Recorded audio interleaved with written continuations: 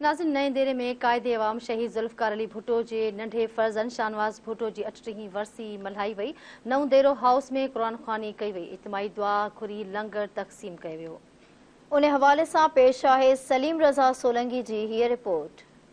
कायदे आम शहीद ज़ुल्फ़िकार अली भुट्टो के नंढे फर्ज़ंद कामरेड शहीद शाहनवाज़ भुट्टो की शहादत के 38 साल गुज़री विया। नंढी उम्र में आमिरती क़ुव्वतनि ख़िलाफ़ तारीख़ी मज़ामत कई, जंहिं आमिरती क़ुव्वतनि शाहनवाज़ भुट्टो के साज़िश तहत ज़हर ॾियारे शहीद कयो। कायदे आम शहीद ज़ुल्फ़िकार अली भुट्टो जो अदालती क़त्ल करण बाद शहीद शाहनवाज़ भुट्टो के नौजवानी वारो मौत मुल्क के अवाम तोड़े भुट्टो ख़ानदान लाइ वॾो सान्य हो। नवंदुर हाउस में शहीद शाहनवाज़ भुट्टो के 38वीं वरसी मल्हाई वई। वरसी के मौके ते पाकिस्तान पीपल्स पार्टी पारां नवंदुर हाउस में क़ुरान ख़्वानी कई वई, जंहिंमें पीपी ज़िले लाड़काने के अॻवान ज़िले काउंसिल चेयरमैन एजाज़ अहमद लिगारी, निसार मुराद भुट्टो, मंसूर सुमरो, सैयद अरशद राजदी, अब्दुल खालिक भुट्टो, असदुल्ला भुट्टो, तौफ़ीक भुट्टो, ख़ालिद करीम मंगरियो ऐं ॿिया शरीक हुआ। जॾहिं त औरत अॻवाननि बशीरा मोयल, आमना जमाली, फातिमा मीरानी, ज़हरा बलोच समेत वॾे अंग में औरत कारकुननि पारां धार धारा क़ुरान ख़्वानी कई। क़ुरान ख़्वानी बाद इज्तिमाई दुआ घुरी लंगर तक़सीम कयो वियो, जिते धरती टीवी से ॻाल्हाईंदे शरीक अॻवाननि जो चवणो हो त शहीद शाहनवाज़ भुट्टो साहब के शहीद कयो 1985 में।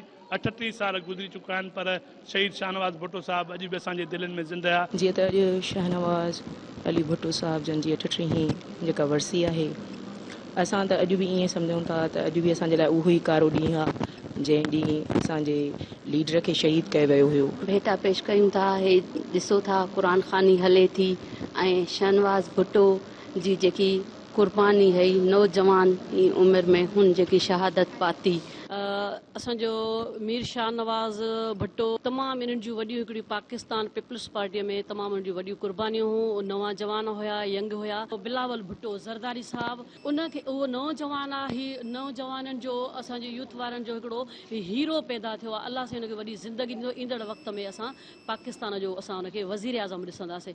हिकिड़ो मां तव्हांखे शेर चवणु पसंदि कंदमि त शहीद की जो मौत है वो कौम की हयात है। मीर शाहनवाज़ भुट्टो साहब नौजवानी में शहीद थिया आहिनि, पर ॻाल्हि एतिरी आहे त असां नौजवाननि खे उन्हनि पैगाम ॾिनो त तव्हां जाखोड़ कयो।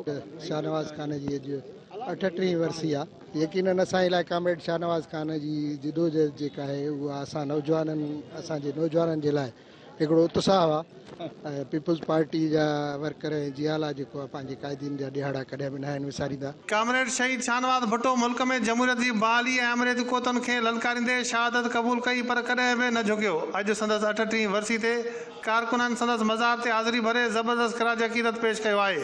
कैमरा टीम सां गॾु सलीम रज़ा सोलंकी, धरती टीवी।